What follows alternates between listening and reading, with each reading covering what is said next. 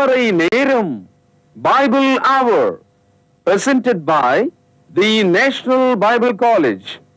கிறிஸ்துவின் சபையார் உங்களை வாழ்த்துகிறார்கள். Satellite Bible School. வணக்கம் திருமறை நேர நேயர்களே, உங்கள் அனைவருக்கும் என் நெஞ்சார்ந்த புதிய நாள் வாழ்த்துக்கள்.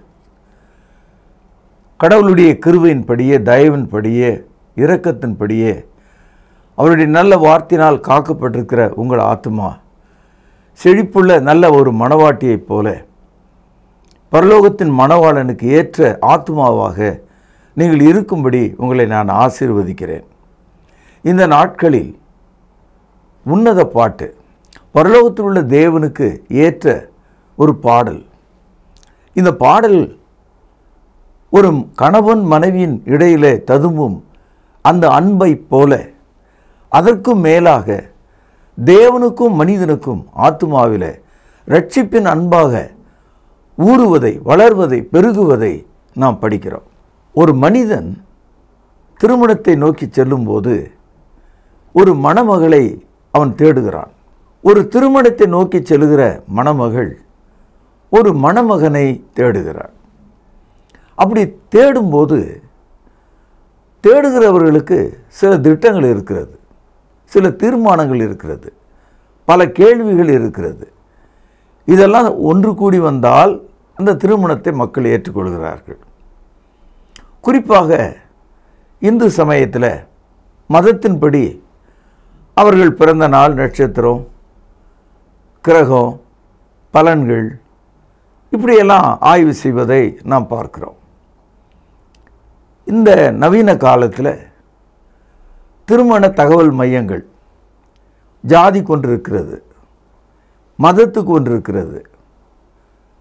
சன் டிவியில் நீங்கள் பார்க்கலாம், திருமண மாலை. அவர்கள் சொல்கிறார்கள் 3 லட்சம் திருமணங்களை நாங்கள் நடத்தி முடித்திருக்கிறோம் என்று. திருமணங்களை நடத்தி விடலாம், ஆனால் அது நீடித்திருக்கிறதா? அதனுடைய உண்மையான அன்பு அங்கே இருக்கிறதா? அந்த திருமணத்தில் கடவுள் இருக்கிறாரா? அவருடைய வார்த்தை இருக்கிறதா? அவைகள் இரட்சிக்கப்பட்டு பரிசுத்தாவிக்குள் வாழ்கிற மக்கள் மத்தியிலே நிகழ்கிறதா? அல்லது வேறு வழி இல்லாமல் சர்க்கரை இல்லாத ஊரில் இலுப்பம் பூ சர்க்கரைன்னு சொல்லுவாங்க. சர்க்கரை இல்லை, அதுக்கு பதிலாக இந்த பூவை போட்டுக்கலான்னு சொல்லுவாங்க. அந்த மாதிரி வழி இல்லை, ஆக நெட்டையோ குட்டையோ சொத்தையோ சொகுசோ ஏதோ ஒன்று கையில் கிடைச்சா போதும், இந்த மாதிரி திருமணங்களையும் அமைத்து கொள்வதை பார்க்கிறோம். அதில் நீங்கள் ஒருவராக இருக்கலாம், அல்லது திருமணம் வயதை கடந்து திருமணம் ஆகாமல் இருக்கிற ஒரு மனிதனாக, ஒரு மனுஷியாக நீங்கள் இருக்கலாம். உங்களுடைய எண்ணங்கள் அதிக எதிர்பார்ப்பை உடையதாக இருக்கிறது. போனோமா பார்த்தோமா அப்படின்ற மாதிரி இல்லாமல் வாழ்நாள் எல்லாம் தேடிக்கிட்டே இருப்போம். ஒரு 1200 பேர் போகிற ஒரு ரயிலில் ஒரு 500 பெண்கள் இருந்தால் 500 முகங்களையும் பார்க்கிறவன் இந்த பெண்ணு அந்த பொண்ணோட ஒழுங்கு, அழகு, நல்லா இருக்கா அப்படின்னு இப்படியே யோசிக்க ஆரம்பித்தான்னா ஒரு வருஷ காலத்தில் அவனுக்கு எந்த ஒரு பொண்ணை பார்த்தாலும் பிடிக்காமல் போயிடும். அதே மாதிரி தான் ஆண்களுக்கும். இப்பொழுது இருக்கிற பெண்கள் ஆண்களுடைய சுகம், பலன் இதன் மேலே நம்பிக்கை வைக்காமல் அவனுக்கு 6 டிஜிட்டில் சம்பளம் இருக்கா, அயல் நாட்டில் வேலை பார்க்குறாரா, ஐடி துறையில் இருக்கிறாரா, இப்படியெல்லாம் கவனிக்கிறாங்க. சமீப காலத்தில் உலக பொருளாதாரம் தலைக்கெழுதாக விழுந்து இந்த கொரோனா வைரஸ் மூலமாக மனிதர்கள் ஏழையாக்கப்பட்டு ஐடி துறையில் உள்ளவர்களுக்கெல்லாம் வேலை போய் அந்த வெளியே வந்த வாலிபன் ஒரு பைத்தியக்காரனாக மாறி எந்த வேலையும் செய்வதற்கு அவனுக்கு தகுதி இல்லாமல் போய் இப்போ என்ன செய்கிறாங்க தெரியுங்களா? இந்த ஸ்விக்கி, ஜொமேட்டோ இந்த மாதிரியான இந்த ஹோட்டல்லேருந்து உணவு வாங்கினது கொடுக்குறாங்கல்ல 2 வீலரில், அந்த வேலைக்கெல்லாம் நிறைய பேர் போயிட்டான். நான் என்ன சொல்ல வரேன்னா, நீங்கள் யாரை திருமணம் செய்து கொள்ள விரும்புகிறீர்கள், அதற்கான திட்டத்தை, தீர்மானத்தை நீங்கள் கவனிக்கணும். நம்ம ஊரில் ரொம்ப அழகான ஒரு திருமண முறை இருக்கிறது. அது என்னன்னா, முதல்ல நிச்சயம், அதுக்கப்புறம் திருமணம், அதுக்கப்புறம் ஒரு குடும்பம் வாழ்க்கை, அதுக்கப்புறம் கடைசியில் ஒரு மகிழ்ச்சி நிறைந்த முடிவு. இந்த 4 எல்லைகளுக்குள்ள திருமணம் அமைக்கப்பட்டிருக்கு நம்முடைய தமிழ் மக்கள் மத்தியில். அதாவது கோட்ஷிப், அப்புறம் மேரேஜ், அப்புறம் ஃபேமிலி, ஃபைனலி பீஸ். அந்த கோட்ஷிப்ன்றது தான் நிச்சயம். ஒரு பெண்ணை பார்த்து பெற்றோர்கள் முடிவு செய்வது. அந்த பெற்றோர்கள் முடிவு செய்யும்போது அந்த ஆணும் பெண்ணும் திருமணத்துக்குரியவர்கள் அதை ஏற்றுக்கொள்வது. இப்படி செய்த திருமணங்களில் 2 குடும்பமும் அக்கறை செலுத்தி அந்த பையன் பொண்ணுக்கு கடைசி வரைக்கும் உதவி செய்வாங்க. பையனும் பொண்ணு தானாகவே தேர்ந்தெடுத்துன்னு ஓடினா பெற்றோர்கள் உதவி செய்ய மாட்டாங்க. அதனால் நம்முடைய நாட்டு கலாச்சாரம் ஃபேமிலி ஓரியன்ட், குடும்ப சம்பந்தமானதாக இருக்கும். இப்போ மேலை நாட்டு கலாச்சாரம் அப்படி கிடையாது. அவங்க பர்சனல் ஓரியன்ட். அதாவது அவன் பார்த்தா அவள் பார்த்தா கல்யாணம், கல்யாணம் இல்லாமே வாழ்க்கை. ஒரு 6 மாதத்தில் 2 பேரும் நீ யாரோ நான் யாரோ. நடுவில் பிறந்த ஒரு குழந்தை, அது யாருடைய பிள்ளையோ தெரியாது. 10 திருமணத்தில் 6 பேர் விவாகரத்து செய்கிறவர்களாக மேலை நாடுகளில் இருக்காங்க. அதே நிலைமை தான் நம்ம நாட்டிலையும். இன்றைக்கி 10 திருமணத்தில் குறைஞ்சது 1-2 விவாகரத்தாக தான் முடிகிறத நம்ம பார்க்குறோம். உன்னத பாட்டு என்ற இந்த புத்தகத்தில் அந்த பெண் அரசனாகிய சாலமோனை எப்படி பார்க்கிறாள், மனிதனாகிய அந்த அரசன் அந்த பெண்ணாகிய சூலமெத்தியாளை அவள் எப்படி பார்க்கிறாள். இந்த பார்வையிலேயே அவங்க எதை எதிர்நோக்கிறாங்க, எப்படி பார்க்குறாங்க, அவங்க எதை தேடுகிறார்கள், எப்படிப்பட்ட ஒரு காட்சியை நம்ம இங்கே பார்க்கிறோம். பாருங்கள், உன்னத பாட்டு 5ஆம் அதிகாரம். என் நேசர் வெண்மையும் சிவப்புமானவர், 10,000 பேர்களில் சிறந்தவர். அவர் தலை தங்கமயமாயிருக்கிறது. அவர் தலை மயிர் சுருள் சுருளாயும் காகத்தைப் போல அருமையாமாய் இருக்கிறது. அவருடைய கண்கள் தண்ணீர் நிறைந்த நதிகளின் ஓரமாய் தங்கும் புறா கண்களுக்கு ஒப்பானவைகளும் பாலில் கழுவப்பட்டவைகளும் நேர்த்தியாய் பதிக்கப்பட்டவைகளுமாய் இருக்கிறது. இப்படியே தொடர்ந்து போகுது. அதாவது ஒரு மாப்பிள்ளையை தேடுகிறவர்கள் வெண்மையும் சிவப்பும் என்ற இந்த கருத்து, ஒரு பரிசுத்தமுள்ள ஒரு வாழ்க்கை செய்ய விரும்புகிறவர்கள் பாவத்துக்கு எதிராக வாழ்கிறவர்களாக இருப்பாங்க. One who wanted to be sanctified, live holy, they are always oppose sin. ஆகவே அந்த நேசரை அவள் எப்படி பார்க்கிறாள்? வெண்மையாக பார்க்கிறாள். பாவத்துக்கு எதிரானவராக பார்க்கிறார். எல்லாரையும் அவள் பார்க்க விரும்பலை. 10,000 பேர் அவள் தேட விரும்பலை. ஒரு மனிதனை தேடுகிறாள். உன்னத பாட்டு 6ஆம் அதிகாரம் 13வது வசனம். திரும்பி வா, திரும்பி வா சூலமித்தியாளே, நாங்கள் உன்னை பார்க்கும்படிக்கு திரும்பி வா. சூலமுத்தியிலே நீங்கள் என்னத்தை பார்க்கிறீர்கள்? அவள் 2 சேனை கூட்டத்துக்கு சமமானவள். அரசன் எப்படி பார்க்கிறார்?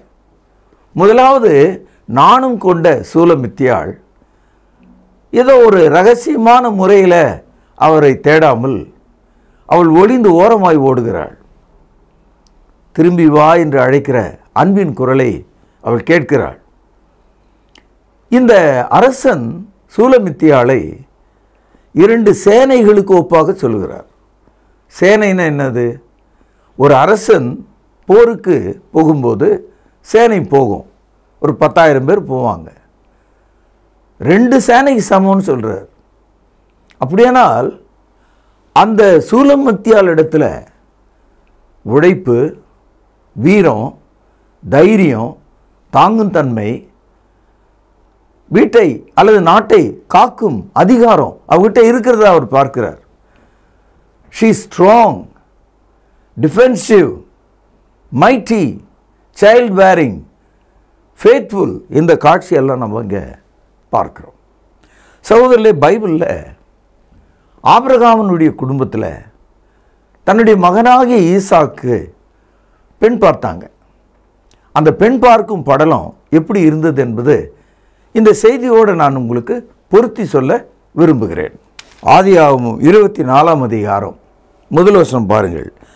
ஆபிரகாம் வயது சென்று முதிர்ந்தவனானார். கர்த்தர் ஆபிரகாமை சகல காரியங்களிலும் ஆசீர்வதித்தார்.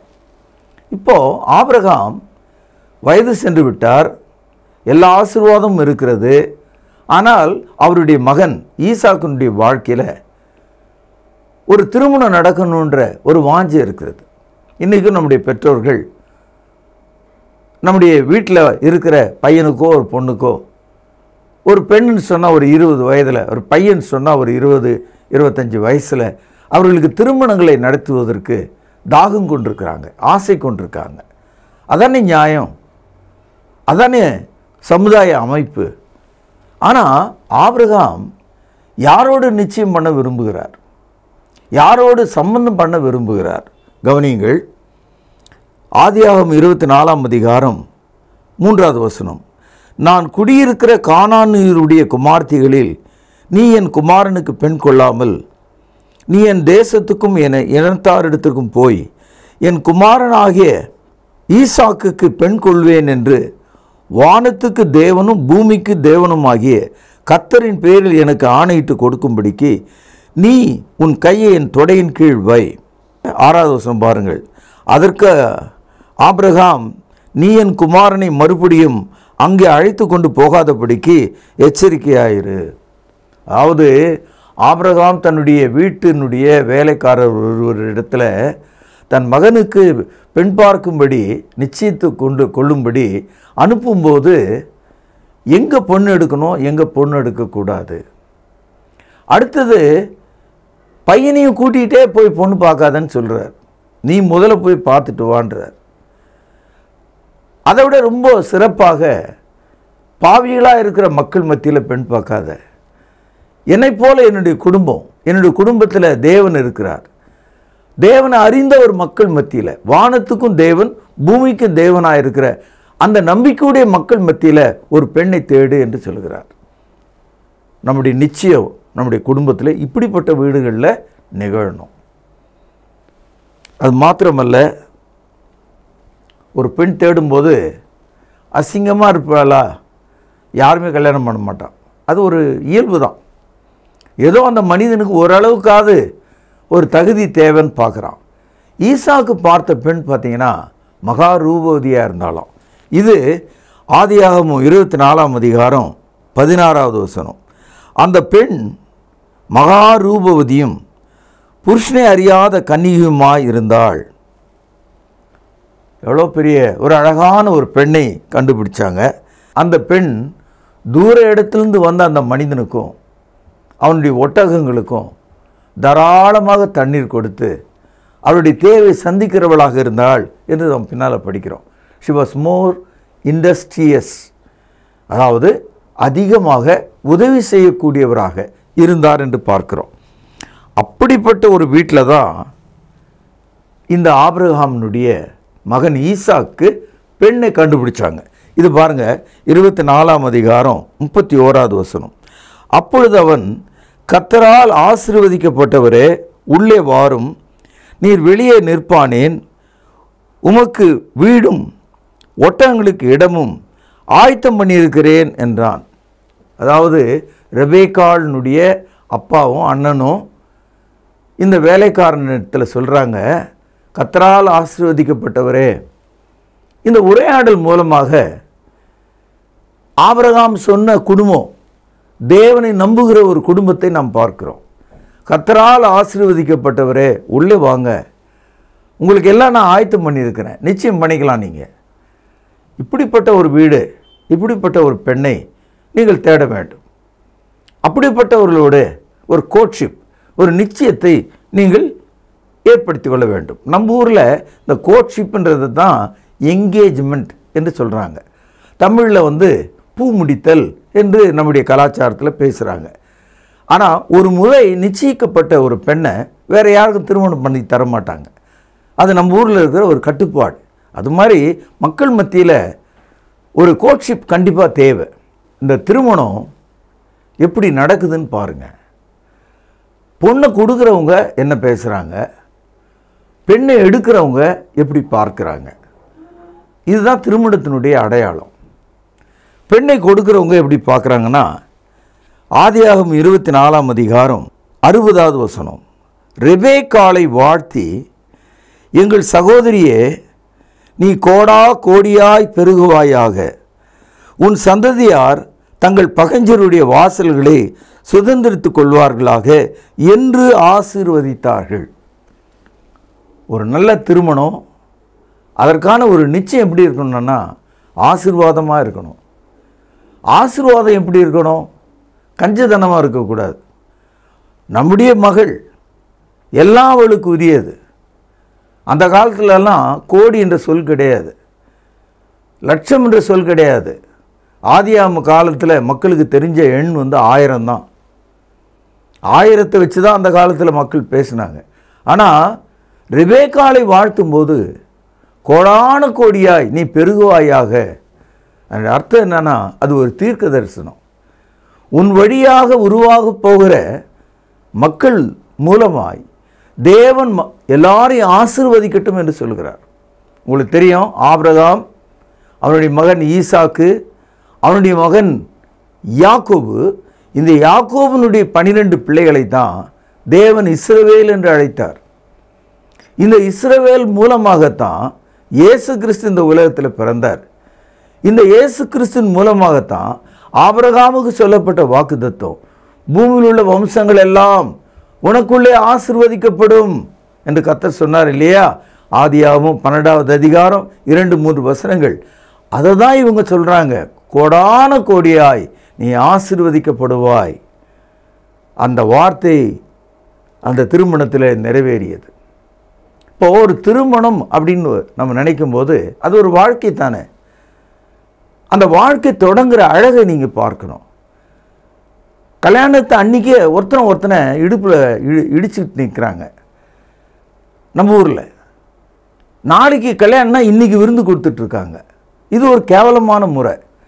அதாவது இந்த மொய் பணம் என்று சொல்லக்கூடிய பரிசு பொருட்களை வாங்குவதற்காக கல்யாணம் என்ற ஒரு நிகழ்ச்சி முன்னாலேயே நம்ம நாட்டு ஜனங்க நின்று விருந்து போடுறத அசிங்கமாக நான் இந்த சமுதாயத்தில் பார்க்குறேன்.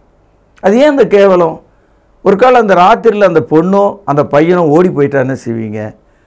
அல்லது மரணம் அவர்களுக்கு ஏற்பட்டால் என்ன பண்ணுவீங்க? விபத்து ஏற்பட்டால் என்ன செய்வீங்க? இதெல்லாம் நம்ம எதிர்பார்க்கணும் இல்லையா?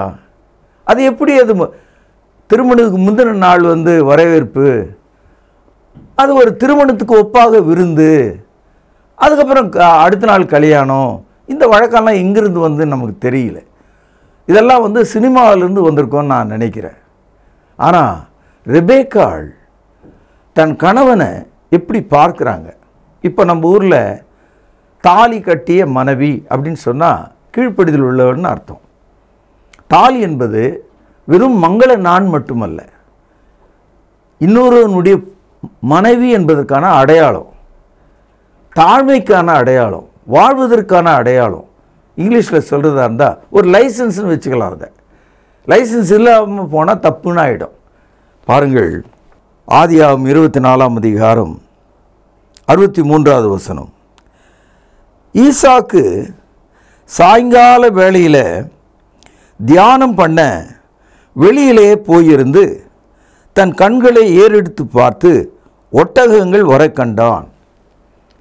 அதாவது ஒட்டகங்கள் வர கண்டான் என்ற இந்த கருத்து தன்னுடைய வீட்டிலிருந்து எலியசார் என்று சொல்லக்கூடிய அந்த தலைமை வேலைக்காரர் இந்த ஒட்டகத்தின் மேலே ஏறி தான் பெண் தேட போனார். ஆக அந்த ஒட்டகங்கள் திரும்பி வர்றதுனால அவனுடைய திருமணம் இப்பொழுது நிகழ இருக்கிறது, அது உறுதி பண்ணப்பட்டு விட்டது. The very sign of the camel proves that he is going to be married soon. அதுக்காக நான் ஒரு அடையாளமாக தெரிஞ்சது. அது மாத்திரம் இல்லை, இன்றைக்கி கல்யாணம், அந்த மனிதன் எப்படிப்பட்டவனாக இருக்கான் பாருங்கள். சாயங்கால வேளை, இருள் சூடும் நேரம், மலைகளின் பின்னாலே நிழல் வேறு பக்கமாக விழுகிறது, மக்கள் அமைதிக்கு திரும்புகிறார்கள். பறவைகள் கூடுகளுக்கு திரும்புகிறது, மிருகங்கள் குகைகளுக்குள் ஓடுகிறது. ஒரு சாயங்கால வேளையை இந்த வாலிபன் எப்படி பயன்படுத்துகிறார்னா, தியானம் பண்ணுகிறவராக. என்ன தியானம் பண்ணியிருப்பார்? He was under meditation. What is the meditation? Jehovah தேவனை அவன் நினைத்து கொண்டிருந்தான். ஆபிரகாமினுடைய வார்த்தைகளை அவன் எண்ணி பார்த்து கொண்டிருந்தான். தேவனுடைய சித்தம் நிறைவேற வேண்டும் என்று அவன் காத்து கொண்டிருந்தான். இன்றைக்கி நீங்களும் நானும் திருமணத்துக்கு முன்னால் என்னென்ன நினச்சிட்ருக்குறோம், எப்படியெல்லாம் நினச்சிட்ருக்குறோம், எப்படி கும்மாளம் போடணும், எப்படி என்ன பண்ணணும், எப்படி கட்டில் உடைக்கணும், எப்படி அடிக்கணும், எப்படி உதைக்கணும், எப்படி நண்பர்களோடு கூட்டமாக சீட்டாடணும், இப்படியெல்லாம் கற்பனைகளை இன்றைய இளைஞர்கள் சினிமாவை பார்த்து கெட்டு போகிறாங்க. Let your life begin with prayer and meditation. உன் திருமணம் தேவனால் ஆசீர்வதிக்கப்பட வேண்டுமானால் அவருடைய வார்த்தையின்படி ஜெபித்து நன்றியுள்ள இருதயத்தோடு உங்கள் திருமணத்தை, அந்த உறவை நீங்கள் தொடங்க வேண்டும். வாசிக்கிற இந்த பகுதியில் திருமணம் என்ற சொல் கிடையாது. ஆனால் திருமணத்தினுடைய அடையாளத்தை நீங்கள் பார்க்கலாம். 64வது வசனம். ரெபேக்காளும் தன் கண்களை ஏறெடுத்து ஈசாக்கை கண்டபோது ஊழியக்காரனை நோக்கி, அங்கே வெளியிலே நமக்கு எதிராக நடந்து வருகிற அந்த மனிதன் யார் என்று கேட்டாள். அவர்தான் என் எஜமான் என்று ஊழியக்காரன் சொன்னான். அப்பொழுது அவள் ஒட்டகத்தை விட்டு இறங்கி முக்காடிட்டு கொண்டாள். இதுதான் அந்த திருமணத்தினுடைய அதிகபட்சமான ஒரு அடையாளம். அவர்தான் என்ற அந்த ஒரு வார்த்தைக்குள்ள ஒட்டகத்தின் உச்சியிலே உட்கார்ந்திருந்த அந்த பெண் அதை விட்டு இறங்கி தரையில் நடந்து தன் தலையின் மீது முக்காடிட்டு கொண்டாள். இதைதான் வேதாகமும் கீழ்ப்படிதல் என்று போதிக்கிறது. அந்தபடி மனைவிகளே, உங்கள் சொந்த புருஷருக்கு கர்த்தருக்குள் எல்லாவற்றிலும் கீழ்ப்படிந்திருங்கள். அந்தபடி புருஷர்களே, உங்கள் மனைவியினிடத்தில் எல்லாவற்றிலும் அன்பு கூறுங்கள். இதுதான் திருமணம். எவனாவது தன் சொந்த சரீரத்தை பகைப்பானா? பகைக்கவே மாட்டான். அப்படி போல நீங்கள் உங்கள் சொந்த மனைவியை போஷித்து காப்பாற்றுங்கள் என்று சொல்கிறார். அன்பும் பாசமும் நிறைந்த மக்களே, இந்த நாளில் நாம் கவனித்த இந்த அழகான திருமணம் 4 கோணங்களை உடையதாக இருக்கிறது. ஒன்று, இந்த திருமணத்தில் ஒரு அழகான நிச்சயம், பெண் தேடும் படலத்தை பார்த்தோம். இரண்டாவது, அந்த திருமணம் ஒரு தியானம், ஜெபம், கீழ்ப்படிதல், இவைகளை நடக்கிறத நம்ம பார்க்குறோம். நேரமின்மை காரணமாக நீங்கள் தொடர்ந்து ஆதியாகமம் 25வது அதிகாரத்திலிருந்து 26வது அதிகாரம் வரைக்கும் நீங்கள் படிச்சிங்கன்னா அந்த திருமணத்தில் கூட சில பிரச்சனைகள் வந்தது.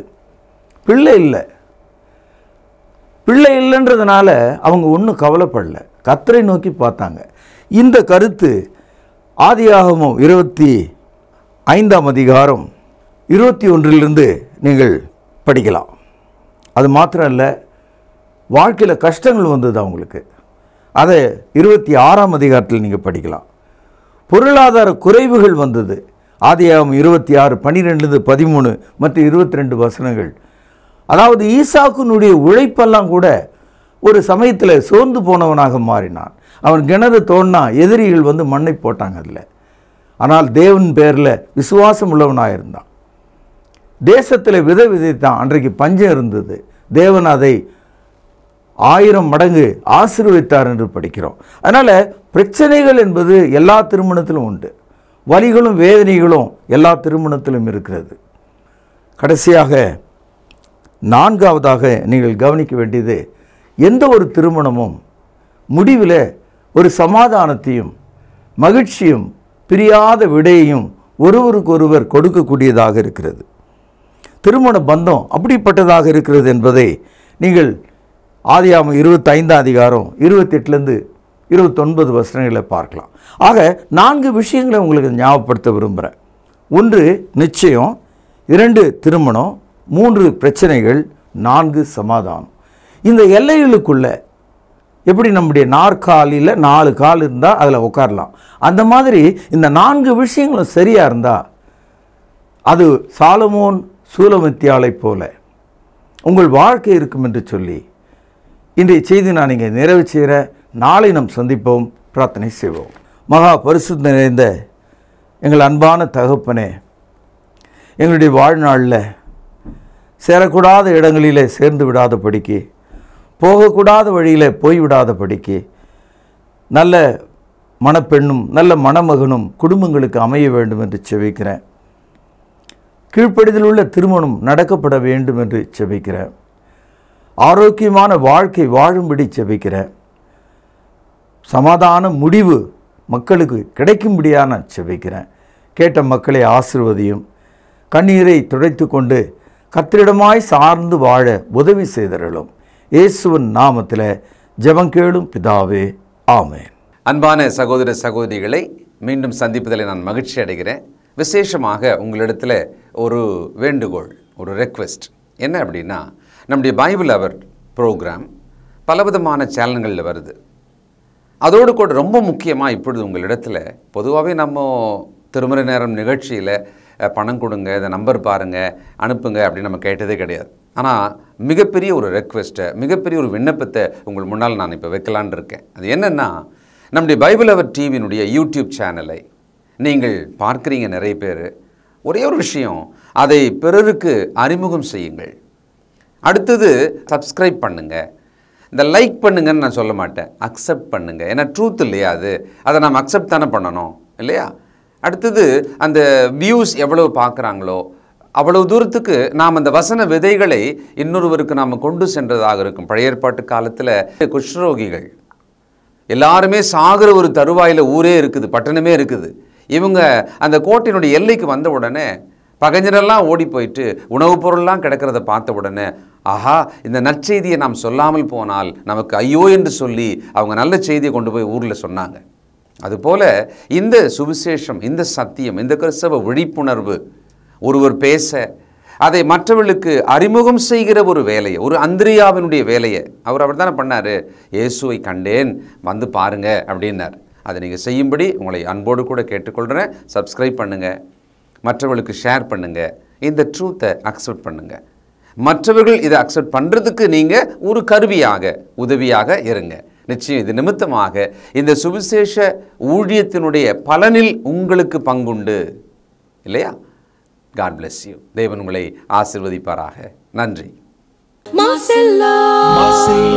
சுத்தமா திரு புண்ணிய தீர்த்தத்தினால் குற்றம் நீங்கி விட குணமாறேற்ற ஆட்டுக்குட்டி என்ற ரத்தத்தினால் மாசில்லா சுத்தமா திரு புண்ணிய தீர்த்தத்தினால் குற்றம் நீங்கி விட குணமாறேற்ற ஆட்டுக்குட்டியின் ரத்தத்தினால். தொடர்பு கொள்ள வேண்டிய முகவரி: திருமறை நேரம், 58 சர்ச் தெரு, குமரன் நகர், சென்னை 6,82,000. தொலைபேசி எண் 044255008882. செல்போன் 938550. அன்பானவர்களே, புதிய ஏற்பாட்டு தொழுகைக்கு திரும்புங்கள். இடம் YMCA வளாகம், ஹைகோர்ட் எதிரில், பிரதி ஞாயிறு காலை 11 மணி அளவில் அன்புடன் அழைக்கிறோம். Come and worship with us every Sunday at 11 AM, YMCA Hall, opposite High Court, Parish Corner.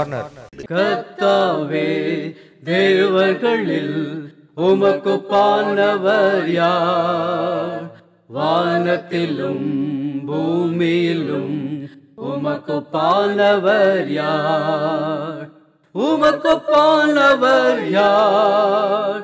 உமக்கு பானவர் யார்? வானத்திலும் பூமியிலும் உமக்கு பானவர் யார்?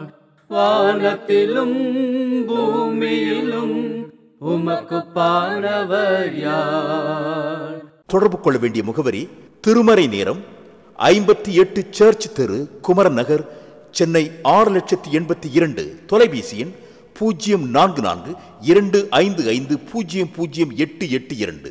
செல்போன் 9385500882. தொடர்பு கொள்ள வேண்டிய முகவரி: திருமறை நேரம், 58 சர்ச் தெரு, குமரன் நகர், சென்னை 6,82,000 தொலைபேசி எண் 044255008882 செல்போன் 9385500882.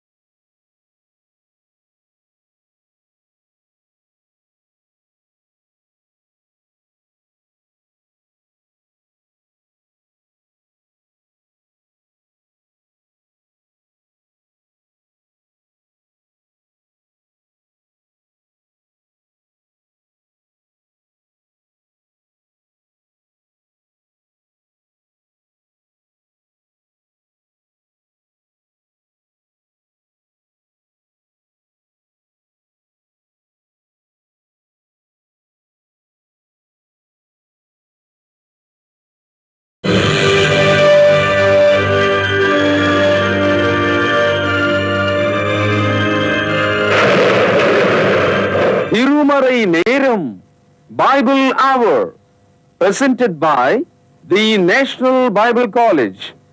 கிறிஸ்துவின் சபையார் உங்களை வாழ்த்துகிறார். வணக்கம் திருமறை நேர நேயர்களே, உங்கள் அனைவருக்கும் என் நெஞ்சார்ந்த புதிய நாள் வாழ்த்துக்கள். கடவுளுடைய கிருபையின்படியே, தயவின்படியே, இரக்கத்தின்படியே, அவருடைய நல்ல வார்த்தையினால் காக்கப்பட்டிருக்கிற உங்கள் ஆத்துமா செழிப்புள்ள நல்ல ஒரு மணவாட்டியைப் போல பரலோகத்தின் மணவாளனுக்கு ஏற்ற ஆத்துமாவாக நீங்கள் இருக்கும்படி உங்களை நான் ஆசீர்வதிக்கிறேன். இந்த நாட்களில் உன்னத பாட்டு, பரலோகத்தில் உள்ள தேவனுக்கு ஏற்ற ஒரு பாடல். இந்த பாடல் ஒரு கணவன் மனைவியின் இடையிலே ததும்பும் அந்த அன்பை போல, அதற்கும் மேலாக தேவனுக்கும் மனிதனுக்கும் ஆத்துமாவிலே இரட்சிப்பின் அன்பாக ஊறுவதை, வளர்வதை, பெருகுவதை நாம் படிக்கிறோம். ஒரு மனிதன் திருமணத்தை நோக்கி செல்லும்போது ஒரு மணமகளை அவன் தேடுகிறான். ஒரு திருமணத்தை நோக்கி செல்லுகிற மணமகள் ஒரு மணமகனை தேடுகிறார். அப்படி தேடும்போது தேடுகிறவர்களுக்கு சில திட்டங்கள் இருக்கிறது, சில தீர்மானங்கள் இருக்கிறது, பல கேள்விகள் இருக்கிறது. இதெல்லாம் ஒன்று கூடி வந்தால் அந்த திருமணத்தை மக்கள் ஏற்றுக்கொள்கிறார்கள். குறிப்பாக இந்து சமயத்தில் மதத்தின்படி அவர்கள் பிறந்த நாள், நட்சத்திரம், கிரகம், பலன்கள் இப்படியெல்லாம் ஆய்வு செய்வதை நாம் பார்க்கிறோம். இந்த நவீன காலத்தில் திருமண தகவல் மையங்கள் ஜாதிக்கு ஒன்று இருக்கிறது, மதத்துக்கு ஒன்று இருக்கிறது. சன் டிவியில் நீங்கள் பார்க்கலாம், திருமண மாலை. அவர்கள் சொல்கிறார்கள் 3 லட்சம் திருமணங்களை நாங்கள் நடத்தி முடித்திருக்கிறோம் என்று. திருமணங்களை நடத்தி விடலாம், ஆனால் அது நீடித்திருக்கிறதா? அதனுடைய உண்மையான அன்பு அங்கே இருக்கிறதா? அந்த திருமணத்தில் கடவுள் இருக்கிறாரா? அவருடைய வார்த்தை இருக்கிறதா? அவைகள் ரட்சிக்கப்பட்டு பரிசுத்த ஆவிக்குள் வாழ்கிற மக்கள் மத்தியிலே நிகழ்கிறதா? அல்லது வேறு வழி இல்லாமல் சர்க்கரை இல்லாத ஊரில் இலுப்பம் பூ சர்க்கரைன்னு சொல்லுவாங்க. சர்க்கரை இல்லை, அதுக்கு பதிலாக இந்த பூவை போட்டுக்கலான்னு சொல்லுவாங்க. அந்த மாதிரி வழி இல்லை, ஆக நெட்டையோ குட்டையோ சொத்தையோ சொகுசோ ஏதோ ஒன்று கையில் கிடைச்சா போதும், இந்த மாதிரி திருமணங்களையும் அமைத்து கொள்வதை பார்க்கிறோம். அதில் நீங்கள் ஒருவராக இருக்கலாம், அல்லது திருமணம் வயதை கடந்து திருமணம் ஆகாமல் இருக்கிற ஒரு மனிதனாக, ஒரு மனுஷியாக நீங்கள் இருக்கலாம். உங்களுடைய எண்ணங்கள் அதிக எதிர்பார்ப்பை உடையதாக இருக்கிறது. போனோமா பார்த்தோமா அப்படின்ற மாதிரி இல்லாமல் வாழ்நாள் எல்லாம் தேடிக்கிட்டே இருப்போம். ஒரு 1200 பேர் போகிற ஒரு ரயிலில் ஒரு 500 பெண்கள் இருந்தால் 500 முகங்களையும் பார்க்குறவன் இந்த பெண்ணு அந்த பொண்ணோட ஒழுங்கு, அழகு, நல்லா இருக்கா அப்படின்னு இப்படியே யோசிக்க ஆரம்பித்தான்னா ஒரு வருஷ காலத்தில் அவனுக்கு எந்த ஒரு பொண்ணை பார்த்தாலும் பிடிக்காமல் போயிடும். அதே மாதிரி தான் ஆண்களுக்கும். இப்படி இருக்கிற பெண்கள் ஆண்களுடைய சுகம், பலன் இதன் மேலே நம்பிக்கை வைக்காமல் அவனுக்கு 6 டிஜிட்டில் சம்பளம் இருக்கா, அயல் நாட்டில் வேலை பார்க்குறாரா, ஐடி துறையில் இருக்கிறாரா, இப்படியெல்லாம் கவனிக்கிறாங்க. சமீப காலத்தில் உலக பொருளாதாரம் தலைக்கெழுதாக விழுந்து இந்த கொரோனா வைரஸ் மூலமாக மனிதர்கள் ஏழையாக்கப்பட்டு ஐடி துறையில் உள்ளவர்களுக்கெல்லாம் வேலை போய் அந்த வெளியே வந்த வாலிபன் ஒரு பைத்தியக்காரனாக மாறி எந்த வேலையும் செய்வதற்கு அவனுக்கு தகுதி இல்லாமல் போய் இப்போ என்ன செய்கிறாங்க தெரியுங்களா? இந்த ஸ்விக்கி, ஜொமேட்டோ இந்த மாதிரியான இந்த ஹோட்டல்லேருந்து உணவு வாங்கினது கொடுக்குறாங்கல்ல 2 வீலரில், அந்த வேலைக்கெல்லாம் நிறைய பேர் போயிட்டான். நான் என்ன சொல்ல வரேன்னா, நீங்கள் யாரை திருமணம் செய்து கொள்ள விரும்புகிறீர்கள், அதற்கான திட்டத்தை, தீர்மானத்தை நீங்கள் கவனிக்கணும். நம்ம ஊரில் ரொம்ப அழகான ஒரு திருமண முறை இருக்கிறது. அது என்னன்னா, முதல்ல நிச்சயம், அதுக்கப்புறம் திருமணம், அதுக்கப்புறம் ஒரு குடும்பம் வாழ்க்கை, அதுக்கப்புறம் கடைசியில் ஒரு மகிழ்ச்சி நிறைந்த முடிவு. இந்த 4 எல்லைகளுக்குள்ள திருமணம் அமைக்கப்பட்டிருக்கு நம்முடைய தமிழ் மக்கள் மத்தியில். அதாவது கோட்ஷிப், அப்புறம் மேரேஜ், அப்புறம் ஃபேமிலி, ஃபைனலி பீஸ். அந்த கோர்ட்ஷிப்ன்றது தான் நிச்சயம். ஒரு பெண்ணை பார்த்து பெற்றோர்கள் முடிவு செய்வது. அந்த பெற்றோர்கள் முடிவு செய்யும்போது அந்த ஆணும் பெண்ணும் திருமணத்துக்குரியவர்கள் அதை ஏற்றுக்கொள்வது. இப்படி செய்த திருமணங்களில் 2 குடும்பமும் அக்கறை செலுத்தி அந்த பையன் பொண்ணுக்கு கடைசி வரைக்கும் உதவி செய்வாங்க. பையனும் பொண்ணும் தானாகவே தேர்ந்தெடுத்துன்னு ஓடினா பெற்றோர்கள் உதவி செய்ய மாட்டாங்க. அதனால் நம்முடைய நாட்டு கலாச்சாரம் ஃபேமிலி ஓரியன்ட், குடும்ப சம்பந்தமானதாக இருக்கும். இப்போ மேலை நாட்டு கலாச்சாரம் அப்படி கிடையாது.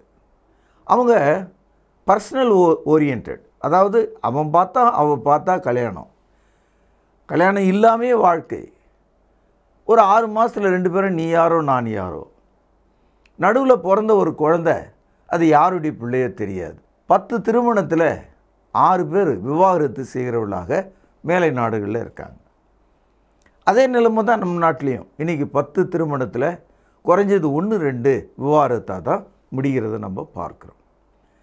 உன்னத பாட்டு என்ற இந்த புத்தகத்தில் அந்த பெண் அரசனாகிய சாலமோனை எப்படி பார்க்கிறாள், மனிதனாகிய அந்த அரசன் அந்த பெண்ணாகிய சூலமெத்தியாளை அவள் எப்படி பார்க்கிறாள். இந்த பார்வையிலேயே அவங்க எதை எதிர்நோக்குறாங்க, எப்படி பார்க்குறாங்க, அவங்க எதை தேடுகிறார்கள், எப்படிப்பட்ட ஒரு காட்சியை நம்ம இங்கே பார்க்குறோம். பாருங்கள், உன்னத பாட்டு, என் நேசர் வெண்மையும் சிவப்புமானவர், 10,000 பேர்களில் சிறந்தவர், அவர் தலை தங்கமயமாயிருக்கிறது, அவர் தலை மயிர் சுருள் சுருளாயும் காகத்தைப் போல அருமையமாய் இருக்கிறது, அவருடைய கண்கள் தண்ணீர் நிறைந்த நதிகளின் ஓரமாய் தங்கும் புறா கண்களுக்கு ஒப்பானவைகளும் பாலில் கழுவப்பட்டவைகளும் நேர்த்தியாய் பதிக்கப்பட்டவைகளுமாய் இருக்கிறது. இப்படியே தொடர்ந்து போகுது.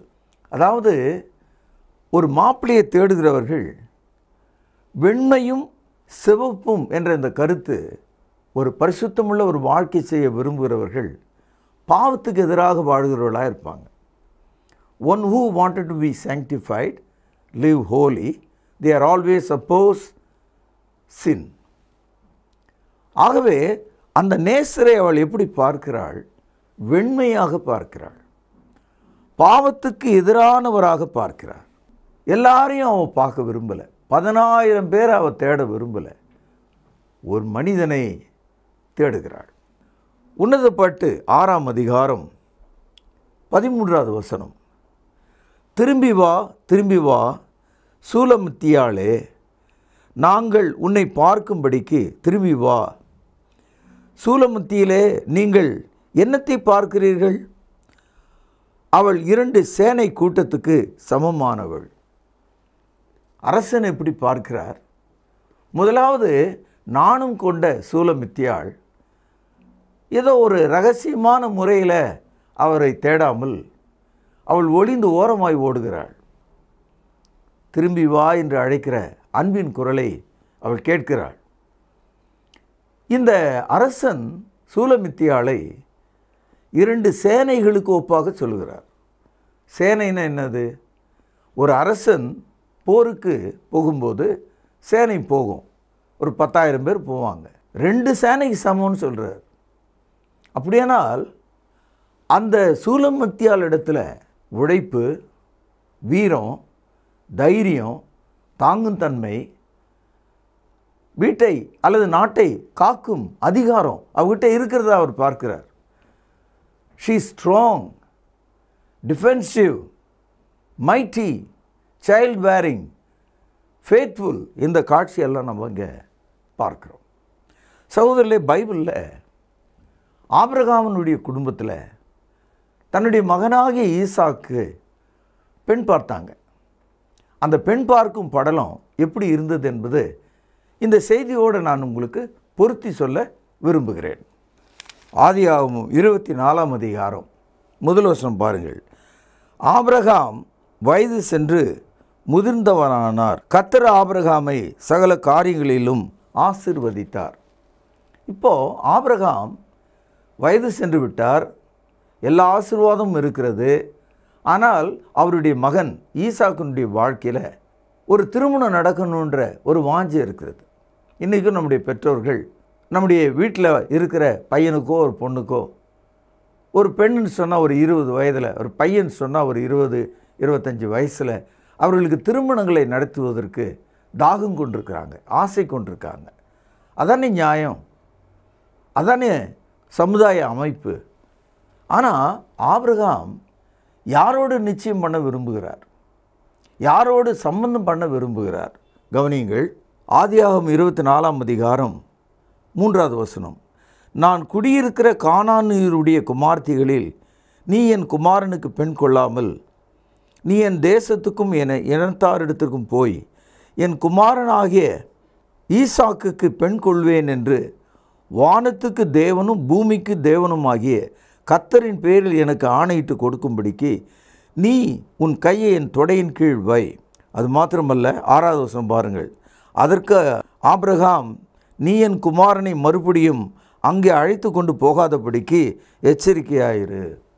அதாவது ஆபிரகாம் தன்னுடைய வீட்டினுடைய வேலைக்காரர் ஒருவரிடத்தில் தன் மகனுக்கு பெண் பார்க்கும்படி நிச்சயித்து கொள்ளும்படி அனுப்பும்போது எங்கே பொண்ணு எடுக்கணும், எங்கே பொண்ணு எடுக்கக்கூடாது, அடுத்தது பையனையும் கூட்டிகிட்டே போய் பொண்ணு பார்க்காதன்னு சொல்கிறார். நீ முதல்ல போய் பார்த்துட்டு வான்றார். அதை விட ரொம்ப சிறப்பாக, பாவிகளாக இருக்கிற மக்கள் மத்தியில் பெண் பார்க்காத, என்னை போல என்னுடைய குடும்பத்தில் தேவன் இருக்கிறார், தேவனை அறிந்த ஒரு மக்கள் மத்தியில், வானத்துக்கும் தேவன் பூமிக்கும் தேவனாக இருக்கிற அந்த நம்பிக்கையுடைய மக்கள் மத்தியில் ஒரு பெண்ணை தேடு என்று சொல்கிறார். நம்முடைய நிச்சயம் நம்முடைய குடும்பத்தில் இப்படிப்பட்ட வீடுகளில் நிகழணும்.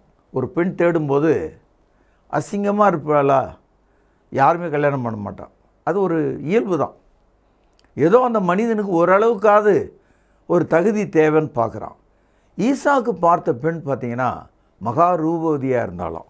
இது ஆதியாகமம் 24ஆம் அதிகாரம் 16வது வசனம்.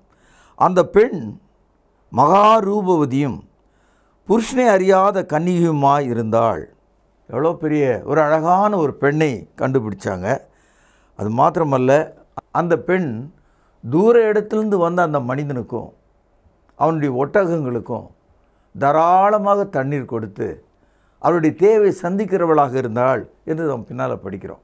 ஷி வாஸ் மோர் இண்டஸ்ட்ரியஸ், அதாவது அதிகமாக உதவி செய்யக்கூடியவராக இருந்தார் என்று பார்க்கிறோம். அப்படிப்பட்ட ஒரு வீட்டில் தான் இந்த ஆபிரகாமினுடைய மகன் ஈசாக்கு பெண்ணை கண்டுபிடிச்சாங்க. இது பாருங்கள், 24ஆம் அதிகாரம் 31வது வசனம். அப்பொழுது அவன், கர்த்தரால் ஆசீர்வதிக்கப்பட்டவரே உள்ளே வாரும், நீர் வெளியே நிற்பானேன், உமக்கு வீடும் ஒட்டகங்களுக்கு இடமும் ஆயத்தம் பண்ணியிருக்கிறேன் என்றான். அதாவது ரெபேக்காளினுடைய அப்பாவும் அண்ணனும் இந்த வேலைக்காரனிடத்தில் சொல்கிறாங்க, கர்த்தரால் ஆசீர்வதிக்கப்பட்டவரே. இந்த உரையாடல் மூலமாக ஆபிரகாம் சொன்ன குடும்பம், தேவனை நம்புகிற ஒரு குடும்பத்தை நாம் பார்க்கிறோம். கர்த்தரால் ஆசீர்வதிக்கப்பட்டவரே உள்ளே வாங்க, உங்களுக்கு எல்லாம் நான் ஆயத்தம் பண்ணியிருக்கிறேன், நிச்சயம் பண்ணிக்கலாம். நீங்கள் இப்படிப்பட்ட ஒரு வீடு, இப்படிப்பட்ட ஒரு பெண்ணை நீங்கள் தேட வேண்டும். அப்படிப்பட்டவர்களோடு ஒரு கோட்ஷிப், ஒரு நிச்சயத்தை நீங்கள் ஏற்படுத்தி கொள்ள வேண்டும். நம்ம ஊரில் இந்த கோட்ஷிப்புன்றது தான் என்கேஜ்மெண்ட் என்று சொல்கிறாங்க. தமிழில் பூ முடித்தல் என்று நம்முடைய கலாச்சாரத்தில் பேசுகிறாங்க. ஆனால் ஒரு முறை நிச்சயிக்கப்பட்ட ஒரு பெண்ணை வேறு யாருக்கும் திருமணம் பண்ணி தர மாட்டாங்க. அது நம்ம ஊரில் இருக்கிற ஒரு கட்டுப்பாடு. அது மாதிரி மக்கள் மத்தியில் ஒரு கோட்ஷிப் கண்டிப்பாக தேவை. அடுத்ததாக இந்த திருமணம் எப்படி நடக்குதுன்னு பாருங்கள். பொண்ணை கொடுக்குறவங்க என்ன பேசுகிறாங்க, பெண்ணை எடுக்கிறவங்க எப்படி பார்க்குறாங்க. இதுதான் திருமணத்தினுடைய அடையாளம். பெண்ணை கொடுக்குறவங்க எப்படி பார்க்குறாங்கன்னா, ஆதியாகமம் 24ஆம் அதிகாரம் 60வது வசனம்.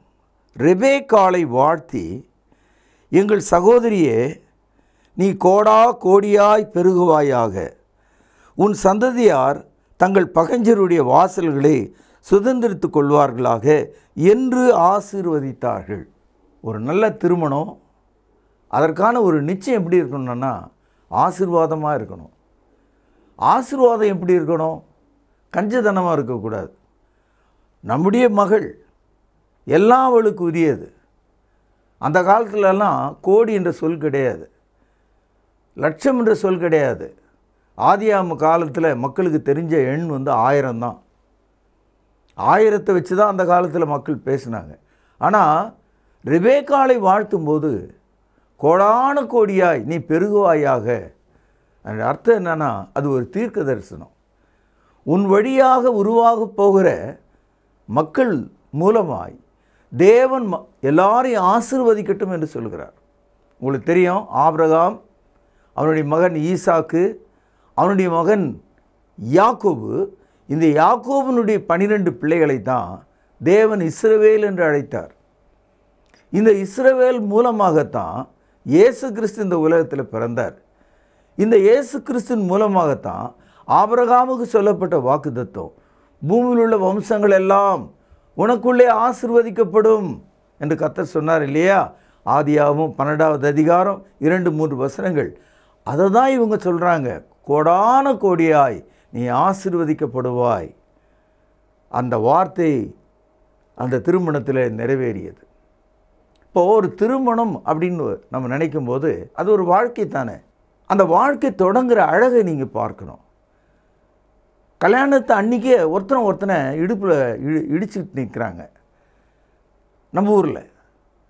நாளைக்கு கல்யாணம்னா இன்றைக்கி விருந்து கொடுத்துட்ருக்காங்க. இது ஒரு கேவலமான முறை.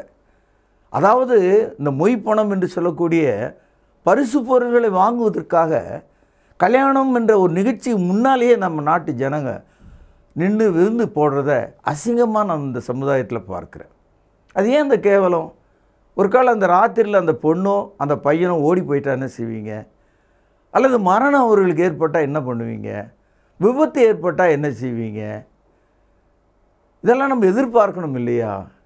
அது எப்படி? அது திருமணத்துக்கு முந்தின நாள் வரவேற்பு, அது ஒரு திருமணத்துக்கு ஒப்பாக விருந்து, அதுக்கப்புறம் அடுத்த நாள் கல்யாணம். இந்த வழக்கெல்லாம் எங்கேருந்து நமக்கு தெரியல. இதெல்லாம் சினிமாவிலேருந்து வந்திருக்கோன்னு நான் நினைக்கிறேன். ஆனால் ரெபேக்காள் தன் கணவனை எப்படி பார்க்குறாங்க? இப்போ நம்ம ஊரில் தாலி கட்டிய மனைவி அப்படின்னு சொன்னால் கீழ்ப்படிதல் உள்ளவன்னு அர்த்தம். தாலி என்பது வெறும் மங்கள நாள் மட்டுமல்ல, இன்னொருவனுடைய மனைவி என்பதற்கான அடையாளம், தாழ்மைக்கான அடையாளம், வாழ்வதற்கான அடையாளம். இங்கிலீஷில் சொல்கிறதா இருந்தால் ஒரு லைசன்ஸ்னு வச்சுக்கலாம். அதை லைசன்ஸ் இல்லாமல் போனால் தப்புன்னு ஆகிடும். பாருங்கள், ஆதியாகமம் 24ஆம் அதிகாரம் 63வது வசனம். ஈசாக்கு சாயங்கால வேளையில் தியானம் பண்ண வெளியிலே போயிருந்து தன் கண்களை ஏறெடுத்து பார்த்து ஒட்டகங்கள் வர கண்டான். அதாவது ஒட்டகங்கள் வர கண்டான் என்ற இந்த கருத்து தன்னுடைய வீட்டிலிருந்து எலியசார் என்று சொல்லக்கூடிய அந்த தலைமை வேலைக்காரர் இந்த ஒட்டகத்தின் மேலே ஏறி தான் பெண் தேட போனார். ஆக அந்த ஒட்டகங்கள் திரும்பி வர்றதுனால அவனுடைய திருமணம் இப்பொழுது நிகழ இருக்கிறது, அது உறுதி பண்ணப்பட்டு விட்டது. The very sign of the camel proves that he is going to be married soon. அதுக்கான ஒரு அடையாளமாக தெரிஞ்சுது. அது மாத்திரம் இல்லை, இன்றைக்கி கல்யாணம், அந்த மனிதன் எப்படிப்பட்டவனாக இருக்கான் பாருங்கள். சாயங்கால வேளை, இருள் சூடும் நேரம், மலைகளின் பின்னாலே நிழல் வேறு பக்கமாக விழுகிறது, மக்கள் அமைதிக்கு திரும்புகிறார்கள், பறவைகள் கூடுகளுக்கு திரும்புகிறது, மிருகங்கள் குகைகளுக்குள் ஓடுகிறது. ஒரு சாயங்கால வேளையை இந்த வாலிபன் எப்படி பயன்படுத்துகிறார்னா, தியானம் பண்ணுகிறவராக. என்ன தியானம் பண்ணியிருப்பார்? He was under meditation. What is the meditation? Jehovah தேவனை அவன் நினைத்து கொண்டிருந்தான். ஆபிரகாமினுடைய வார்த்தைகளை அவன் எண்ணி பார்த்து கொண்டிருந்தான். தேவனுடைய சித்தம் நிறைவேற வேண்டும் என்று அவன் காத்து கொண்டிருந்தான். இன்றைக்கி நீங்களும் நானும் திருமணத்துக்கு முன்னால் என்னென்ன நினச்சிட்ருக்குறோம்? எப்படியெல்லாம் நினச்சிட்ருக்குறோம்? எப்படி கும்மாளம் போடணும், எப்படி என்ன பண்ணணும், எப்படி கட்டில் உடைக்கணும், எப்படி அடிக்கணும், எப்படி உதைக்கணும், எப்படி நண்பர்களோடு கூட்டமாக சீட்டாடணும், இப்படியெல்லாம் கற்பனைகளை இன்றைய இளைஞர்கள் சினிமாவை பார்த்து கெட்டு போகிறாங்க. Let your life begin with prayer and meditation. உன் திருமணம் தேவனால் ஆசீர்வதிக்கப்பட வேண்டுமானால் அவருடைய வார்த்தையின்படி ஜெபித்து நன்றியுள்ள இருதயத்தோடு உங்கள் திருமணத்தை, அந்த உறவை நீங்கள் தொடங்க வேண்டும். வாசிக்கிற இந்த பகுதியில் திருமணம் என்ற சொல் கிடையாது. ஆனால் திருமணத்தினுடைய அடையாளத்தை நீங்கள் பார்க்கலாம். பாருங்கள், 64வது வசனம். ரெபேக்காளும் தன் கண்களை ஏறெடுத்து ஈசாக்கை கண்டபோது ஊழியக்காரனை நோக்கி, அங்கே வெளியிலே நமக்கு எதிராக நடந்து வருகிற அந்த மனிதன் யார் என்று கேட்டாள். அவர்தான் என் எஜமான் என்று ஊழியக்காரன் சொன்னான். அப்பொழுது அவள் ஒட்டகத்தை விட்டு இறங்கி முக்காடிட்டு கொண்டாள். இதுதாங்க அந்த திருமணத்தினுடைய அதிகபட்சமான ஒரு அடையாளம். அவர்தான் என்ற அந்த ஒரு வார்த்தைக்குள்ள ஒட்டகத்தின் உச்சியிலே உட்கார்ந்திருந்த அந்த பெண் அதை விட்டு இறங்கி தரையில் நடந்து தன் தலையின் மீது முக்காடிட்டு கொண்டாள். இதைதான் வேதாகமும் கீழ்ப்படிதல் என்று போதிக்கிறது. அந்தபடி மனைவிகளே, உங்கள் சொந்த புருஷருக்கு கர்த்தருக்குள் எல்லாவற்றிலும் கீழ்ப்படிந்திருங்கள். அந்தபடி புருஷர்களே, உங்கள் மனைவியினிடத்தில் எல்லாவற்றிலும் அன்பு கூறுங்கள். இதுதான் திருமணம். எவனாவது தன் சொந்த சரீரத்தை பகைப்பானா? பகைக்கவே மாட்டான். அப்படி போல நீங்கள் உங்கள் சொந்த மனைவியை போஷித்து காப்பாற்றுங்கள் என்று சொல்லுகிறார். அன்பும் பாசமும் நிறைந்த மக்களே, இந்த நாளில் நாம் கவனித்த இந்த அழகான திருமணம் 4 கோணங்களை உடையதாக இருக்கிறது. ஒன்று, இந்த திருமணத்தில் ஒரு அழகான நிச்சயம், பெண் தேடும் படலத்தை பார்த்தோம். இரண்டாவது, அந்த திருமணம் ஒரு தியானம், ஜெபம், கீழ்ப்படிதல், இவைகளை நடக்கிறத நம்ம பார்க்குறோம். நேரமின்மை காரணமாக நீங்கள் தொடர்ந்து ஆதியாகமம் 25வது அதிகாரத்திலேருந்து 26வது அதிகாரம் வரைக்கும் நீங்கள் படிச்சிங்கன்னா அந்த திருமணத்தில் கூட சில பிரச்சனைகள் வந்தது. பிள்ளை இல்லைன்றதுனால அவங்க ஒன்றும் கவலைப்படலை, கர்த்தரை நோக்கி பார்த்தாங்க. இந்த கருத்து ஆதியாகமம் 25ஆம் அதிகாரம் 21லிருந்து நீங்கள் படிக்கலாம். அது மாத்திரம் இல்லை, வாழ்க்கையில் கஷ்டங்கள் வந்தது அவங்களுக்கு, அதை 26ஆம் அதிகாரத்தில் நீங்கள் படிக்கலாம். பொருளாதார குறைவுகள் வந்தது. ஆதியாகமம் 26, 12-13 மற்றும் 22 வசனங்கள். அதாவது ஈசாக்குனுடைய உழைப்பெல்லாம் கூட ஒரு சமயத்தில் சோர்ந்து போனவனாக மாறினான். அவன் கிணறு தோண்டினா எதிரிகள் வந்து மண்ணை போட்டாங்க அதில். ஆனால் தேவன் பேரில் விசுவாசம் உள்ளவனாக இருந்தான். தேசத்தில் விதை விதைத்தான். அன்றைக்கு பஞ்சம் இருந்தது.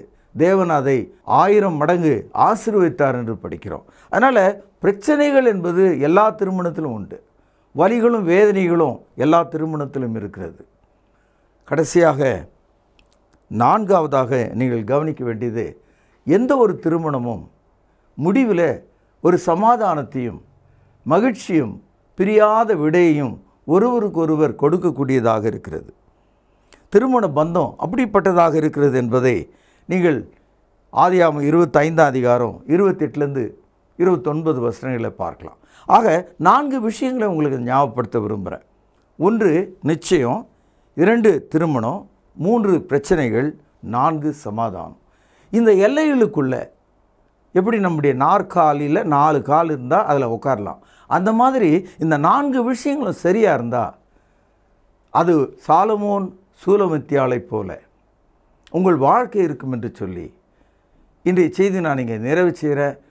நாளை நாம் சந்திப்போம், பிரார்த்தனை செய்வோம். மகா பரிசுத்த நிறைந்த எங்கள் அன்பான தகப்பனே, எங்களுடைய வாழ்நாளில் சேரக்கூடாத இடங்களிலே சேர்ந்து விடாத படிக்கு, போகக்கூடாத வழியில் போய்விடாத படிக்கு, நல்ல மணப்பெண்ணும் நல்ல மணமகனும் குடும்பங்களுக்கு அமைய வேண்டும் என்று செபிக்கிறேன். கீழ்ப்படிதல் உள்ள திருமணம் நடக்கப்பட வேண்டும் என்று செபிக்கிறேன். ஆரோக்கியமான வாழ்க்கை வாழும்படி செபிக்கிறேன். சமாதான முடிவு மக்களுக்கு கிடைக்கும்படியாக நான் செபிக்கிறேன்.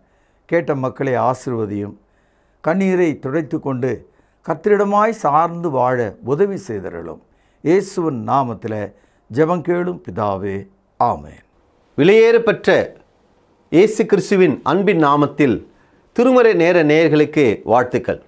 நேயர்களே, உன்னத பாடல் சாங்ஸ் ஆஃப் சாலமன் என்ற இந்த தொடரை தொடர்ந்து பார்த்து கொண்டு வருகிறீர்கள். பிரியமானவர்களே, வேதாகமத்திலே அதிகமான புத்தகங்கள் இஸ்ரவேல் தேசம் தேவனுக்கு செய்த துரோகத்தை பற்றி பேசுகிறது. குறிப்பாக சிறிய தீர்க்கதரிசிகளின் புத்தகங்களை நீங்கள் படிக்கும் பொழுது அந்த தீர்க்கதரிசிகள் எல்லாம் இஸ்ரவேலே தேவனிடத்திலே மனம் திரும்பு, துரோகம் செய்யாதே, பாவம் செய்யாதே என்று இஸ்ரவேல் மக்களை அவருடைய துரோகங்களை படம் பிடித்து காட்டுவார்கள். ஆனால் இந்த புத்தகத்தில் ஒரு பெண் தன் கணவனை, தன் நேசரை எப்படி அன்பு கூறுகிறாளோ அதுபோல இஸ்ரவேல் தேசம் தன் தேவனிடத்தில் அன்பு கூற வேண்டும் என்பதை வலியுறுத்தக்கூடிய ஒரு புத்தகம். ஆம் பிரியமானவர்களே, நம்முடைய தேவனை பயத்தோடு அல்ல, பாசத்தோடு நேசத்தோடு நாம் நெருங்க வேண்டும், தொழுது கொள்ள வேண்டும் என்று தூண்டும் ஒரு புத்தகமாக இந்த உன்னத பாடல் இருக்கிறது. அந்த வரிசையில் இந்த நாளிலே திருமணத்தை பற்றி ஒரு சிறந்த செய்தியை நீங்கள் கேட்டீர்கள். ஒவ்வொருவரும், குறிப்பாக திருமணமானவர்களும் திருமணமாகாத உங்களுடைய வாலிப பிள்ளைகளும் கேட்க வேண்டிய செய்தி. திருமணத்தினுடைய 4 தூண்கள், திருமணத்துக்கு முன், திருமணத்துக்கு பின் நடைபெறும் நிகழ்வுகள், அதில் வரக்கூடிய பிரச்சனைகளும் தீர்வுகளும், இதை இன்ற நாளிலே மிக அழகாக ஐயா அவர்கள் தெளிவாக எடுத்துரைத்தார். இன்று நீங்கள் கேட்ட செய்தியிலிருந்து உங்களுக்கான பரிசு கேள்வி இதுதான். திருமணத்தின் 4 பகுதிகள் எவை? இப்போ கேட்டிங்க இல்லையா, அந்த செய்தியை கொஞ்சம் ஞாபகப்படுத்தி பாருங்கள், எழுதி வச்ச குறிப்புகளை பாருங்கள், சரியான பதிலை உடனே எழுதுங்க, பரிசுகளுக்காக காத்திருங்கள். உங்களிடத்தில் ஸ்மார்ட் ஃபோன் இருக்குமானால் திருமறை நேரம் என்கிற பைபிள் அவர் ஆப்பை பதிவிறக்கம் செய்து இந்த நிகழ்ச்சிகளை பாருங்கள், ஆடியோவாகவும் கேளுங்கள். மீண்டும் உங்களை சந்திக்கும் வரை நமது ஆண்டவர் இயேசுவின் கிருபை உங்கள் அனைவரோடும் கூட இருப்பதாக. தொடர்பு கொள்ள வேண்டிய முகவரி: திருமறை நேரம், 58 சர்ச் தெரு, குமரன் நகர், சென்னை 6,82,000. தொலைபேசி எண் 044255008882. செல்போன் 9385500882. கர்த்தாவே, தேவர்களில் உமக்குப்பானவர் யார்? வானத்திலும் பூமியிலும் உமக்குப்பானவர் யார்? உமக்குப்பானவர் யார்? உமக்குப்பானவர் யார்? வானத்திலும் பூமியிலும் உமக்குப்பானவர் யார்?